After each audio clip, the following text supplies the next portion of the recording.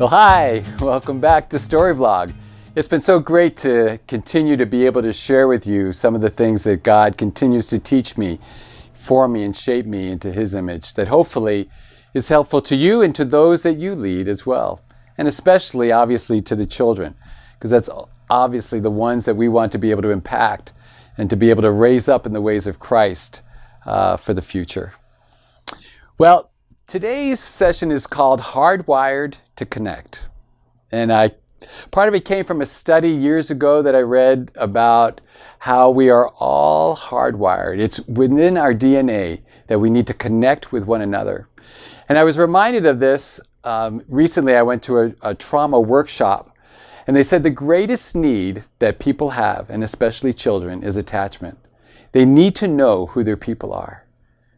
And it reminded me of one of our core essentials, one of the core values of KIDStory, and that is that we are relational, that we have to form relationships with the children and with one another, and ultimately then with God Himself. A verse that I love that is very instrumental in this whole thing about relationship is something that Paul wrote to those in Thessalonica. And it comes out of 1 Thessalonians. It's chapter 2, verse 8. And it says, "Because we loved you, we were happy to share not only God's good news with you, but even our own lives. You had become so dear to us." So here we have Paul, the great apostle. Not only was he sharing the good news, the gospel about Jesus and having a relationship with Jesus, but in that verse, he shares with us how important it was to share his very own life with them because they had become so dear.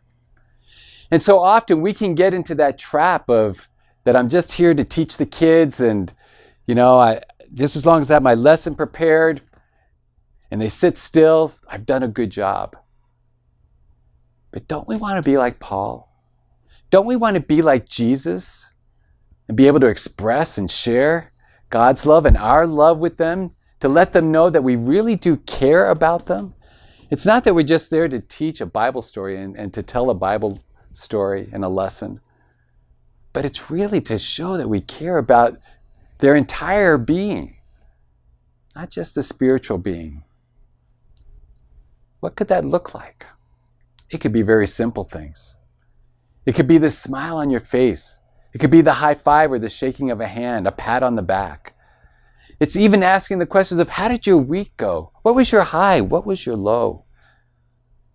Could even be, and they say that one of the most impactful things is to write a child a note, a simple little note, because it shows that you care about them, not just for teaching a lesson, but you care about them.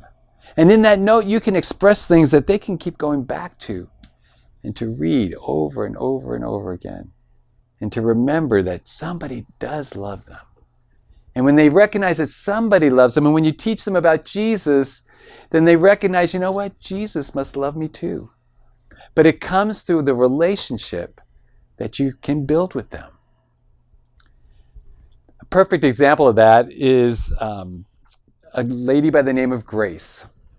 And Grace went through one of our workshops, and afterwards, she was you could tell she was a little bit stressed. And she says, "I don't know how I'm going to be able to do this." She said, "My view of being a good teacher is that the kids are sitting still, and I've got my notes and my lesson well versed, and I know my lesson well, and I just talk to them. I don't know about having a relationship with them or having fun with them. Are we really allowed to do that?" She also told me that the way that they kept discipline in their particular culture was that they would physically discipline. They would be coming around with sticks and whacking them on the hands or on the legs if they were misbehaving.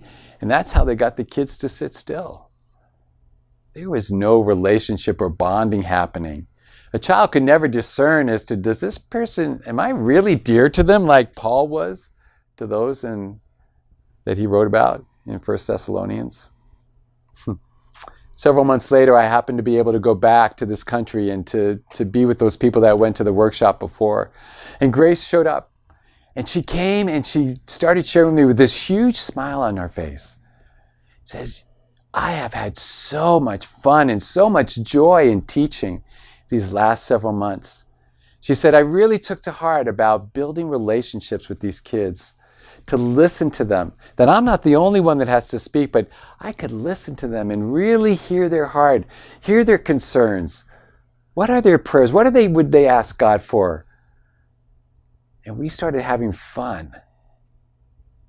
And she says, everything just started changing. She said, the kids started running up to me and they'd come up and they'd give me these big hugs. They had never done that before. They would hardly even walk into my classroom, let alone come up and give me a hug. They started sharing with me about their prayer requests and how God was answering their prayers.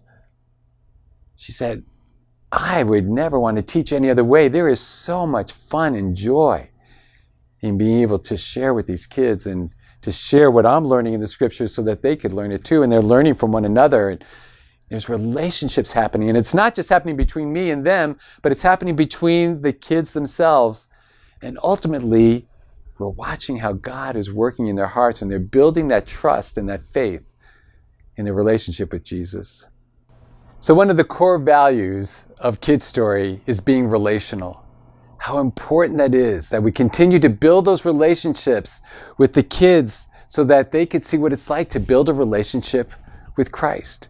We've heard it so often that God is a relational God. Father, Son, Holy Spirit in relationship with one another, and God's deep passion and desire to be in relationship with us.